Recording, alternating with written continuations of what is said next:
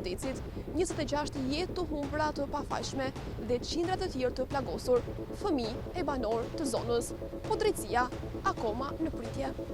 Vala e shpërthimit mes ditën e së shtunës së 15 marsit 2008 në Gërdec, pak kilometra larg kryeqytetit, ku humbën jetën 26 persona dhe u plagosën 300 të tjerë, fëmijë e banor të zonës të cilët punonin në të ashtu quajturën fabrika e vdekjes, e ngritur në fshatin e tyre nga babëzia e atyre, prej të cilëve sot e kësaj dite nuk u pa të hynte gjemb në këmbë. 18 vite më pas, plaga e madhe, ajo një drejtësie të munguar, vijon të jetë hapur.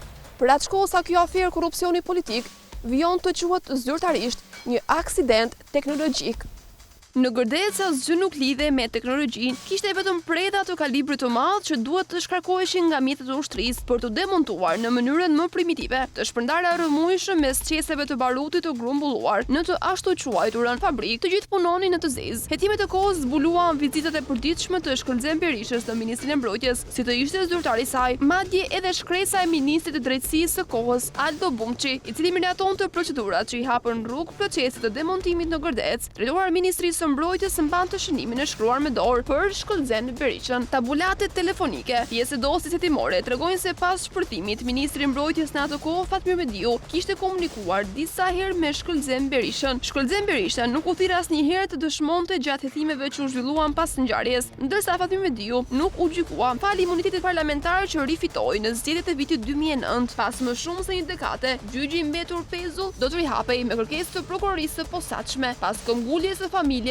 Durda, e cila humbi fëmijën nga shpërthimi. Në gjykatën kundër krimit dhe korrupsionit në Tiranë, procesi gjyqësor ndaj tij vijon për një kohë të gjatë, pak e çoi në gjyq në akuzën e shpërdorimit të detyrës së dyfish sipas kodit penal dhe kodit penal ushtarak, duke mos formuluar asnjë akuzë të re apo bërë hetim të ri. Sipas kërkuesve dhe SPAK, pas ndryshimeve ligjore të vitit 2012 dhe 2017, deputeti nuk ka më imunitet parlamentar për ndjekjen penale apo gjykimin ndaj tij dhe për rrjedhoi nuk ekziston më asnjë pegesë për hetimin dhe gjykimin e Mediut. Në proces deri më tani janë pyetur 10 dëshmitar, por më shumë prej tyre kanë refuzuar të flasin.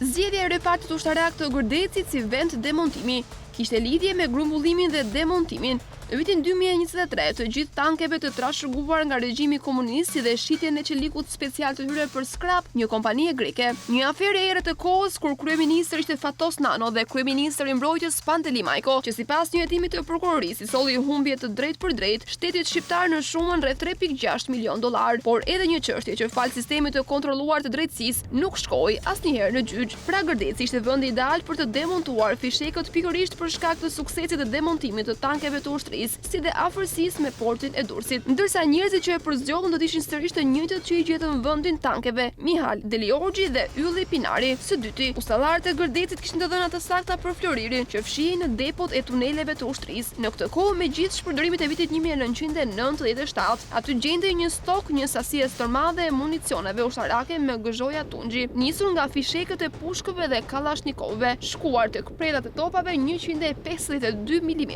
Sipas hetimit ende vendimet për demontimin e fishekëve, pasi ato vendime konsideroheshin të marra. Ata ishin futur në repart si në pronën e tyre, duke përzënë edhe ushtarët roje. Në dëshminë me një ushtari roje për hetimin, shkruhet: "Na larguan me dhunë, donjëherë u thoshim, aman të rrim në afërsi se do marrin namasa kundër nesh." Pikërisht në këtë periudhë, komandanti i policisë ushtarake Astrit Jaupi denonsoi tek ministri Fatmir Mediu dhe shefi i shtabit Luan Hoxha prishjet e paligjshme të kodinave ushtarake në Gërdec nga kompania Deliorgjit. Vendimi i Këshillit të Ministrave që i hapi udhë procesit të demontimit të fishekëve në Gërdec, mban datën 14 mars 2007. Ai përcakton të procedurën e trajtimit të armëve, teknikës dhe pajisjeve të forcave të armatosura, të hequra nga armatimi dhe përdorimi, për sa i përket shitjes për çmilitarizim dhe çmontim. Një muaj më pas, më 25 prill 2007, vendimi i Këshillit të Ministrave pasohet nga një urdhër i Ministrit të Mbrojtjes Fatmir Mediu, që autorizonte forcat e armatosurat i dorëzonin ndërmarrjes me ICO të Ministrisë së Mbrojtjes municione me gëzhoj tungji të kalibrave 7.62 mm,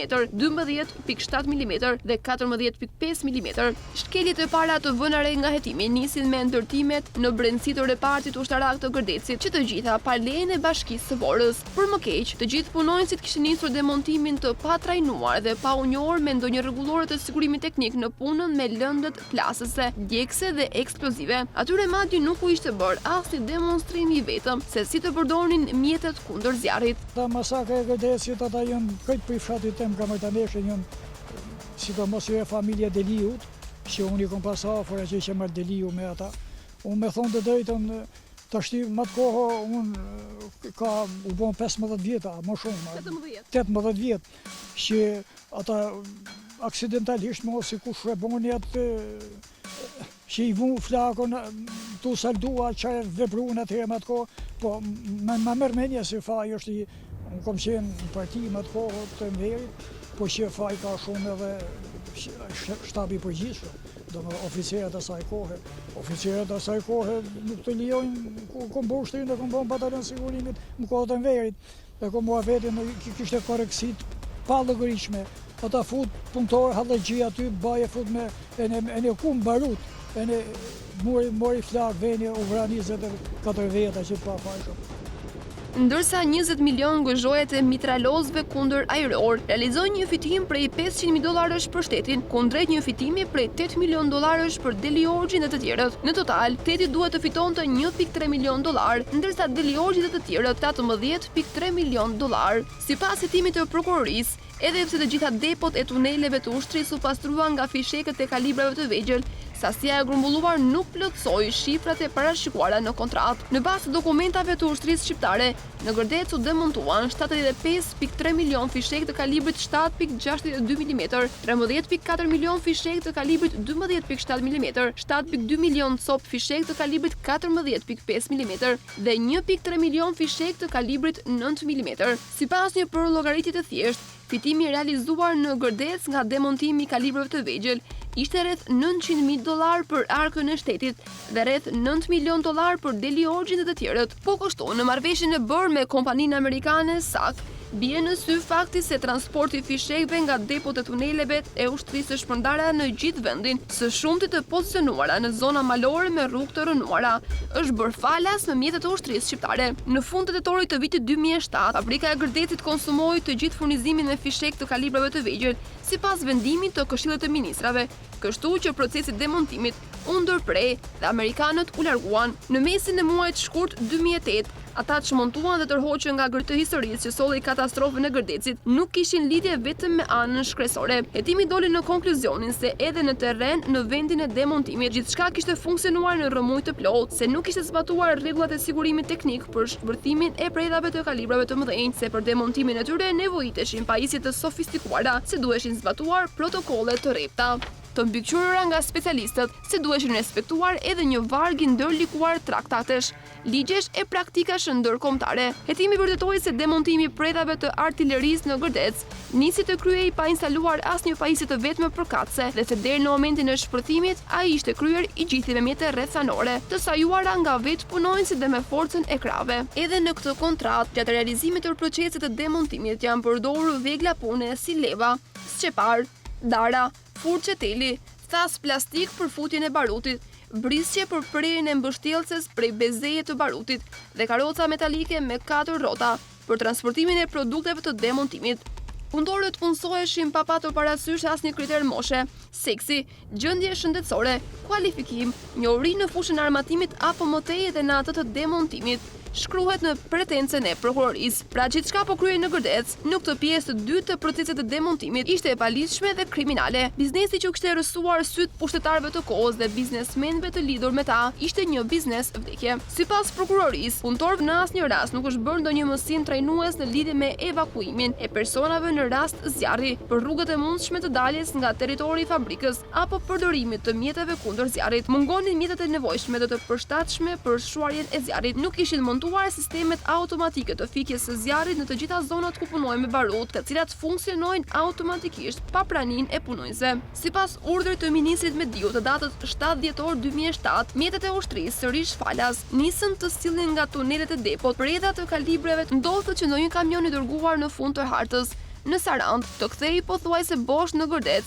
Sipas hetimit, arkat me preda të pademontuara të topave, kokat e demontuara të tyre e të tjera pjesë të rrezikshme ishe vendosur pranë duke mos respektuar asnjë nga kushtet e sigurisë. Sasia e barutit e përfituar nga procesi i demontimit ishte e madhe. Sipas prokurorisë, në fund të procesit të demontimit të municioneve të kalibrave të vegjël në Gërdec, në kontinjer dhe kapanone, strehoheshin 405 ton barut, por në Gërdec, ata shpërtimin e ngjashëm me atë bombës atomike nuk e bën vetëm 405 tonët me barut të nxjerrë nga fishekët e vegjël. Sasia totale që rrafshoi repartin e Gërdecit, që shkatërroi fshatin dhe plagosi njerëz disa kilometra larg, ka qenë edhe më e madhe. Pasi asaj ishin shtuar edhe tonelatat e barutit të përfituar nga demontimi i gëzhojave të kalibrave të mëdhenj. Sipas urdhrit të ministrit të mbrojtjes Fatmi Mediu, të datës 7 dhjetor 2007, municion të gëzhojave të përfituara pas demontimit mund të jetë sa gjyshma e peshës së predave, ose dhe më pak. Pra nga sasia 6.924 ton mund të përftohen minimalisht me rreth 3.000 ton gëzhoja tungji për skrap. Kjo shifër e shumëzuar me çmimin e skrapit të gëzhojave të tungjit në këtë kohë e fiksuar në $4.000 për ton, jep një fitim prej $12 milion. Një fitim edhe më i madh edhe më i pastër se ai krijuar nga gëzhojat e kalibrit të vogël, me një fitim që këtë radhë nuk ka në mes një kontraktor amerikan. Një fitim edhe më i madh edhe më i pastër se ai krijuar nga gëzhojat e kalibrit të vegjël, edhe një fitim që këtë radhë nuk ka në mes një nën kontraktor amerikan. Pikërisht, rendja drejt fitimit, pavarësisht pasojave, pavarësisht se ky fitim po realizohej mes barutit e bombave që mund të shpërthenin nga çasti në çast, duket se ju mjegullon shikimin autorëve. Sipas hetimit të prokurorisë dhe ekspertizës së kryer nga 2 specialistë amerikan, shkaku i zjarrit që solli katastrofën në Gërdec ishte një karrocë sapo salduar, e cila ishte përdorur për të transportuar barut. Shpërthimi i kontinjerëve me barut dhe njëkohësisht i magazinët që ishte në afërsi formësuan atë pamjen e njohur të shtungullës së tymit të ngjashme me shpërtimin e një bombe atomike.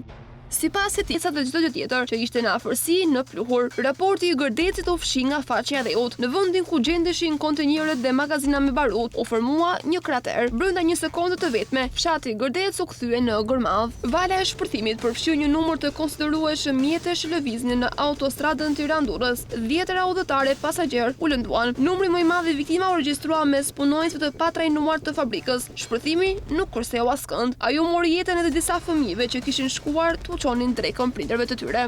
Më 12 mars 2012, gjykata e shkallës së parë dha vendimin për 29 të akuzuarit të çështjes së Gërdeci. Kreu i kompanisë Meico, Ylli Pinari, u dënua me 18 vite burg, administratori i Alba Demir, Mihal Deliorgji, me 10 vite heqje lirie, ish shefi i shtabit të përgjithshëm të ushtrisë, Luan Hoxha, me 6 vite burg. Por një vit më pas, gjykata e apelit u tregua dorë lëshuar, duke i ulur apo edhe duke i përgjysmuar dënimet. Përfundimisht për katastrofën dhe masakrën njerëzore në Gërdec, do të paguaj shumë pak. Mihal Deliorgji do të rifitonte lirinë pas 5 viteve, ndërsa Ylli Pinari pas diçka më tepër se 7 vitesh. Ish ministri i mbrojtjes Fatmi Mediu, edhe pse u hetua për akuzën e shpërdorimit të detyrës në bashkëpunim, nuk u gjykua kurrë për ngjarjen e rëndë. Madje nuk u thirr asnjëherë si dëshmitar në procesin gjyqësor për ngjarjen. Atë mbrojtën imuniteti i deputetit dhe sidomos mungesa një kërkese nga prokuroria e përgjithshme drejtuar parlamentit për heqjen e këtij imuniteti. 13 vite më vonë, më 24 shtator 2021, pas një betejë ligjore, pasi revokoi vendimin e pushimit të çështjes nga gjykata e lartë, gjykata e posaçme e apelit për korrupsion dhe dhe krimin organizuar, vendosi që ish ministri i mbrojtjes Fatmir Mediu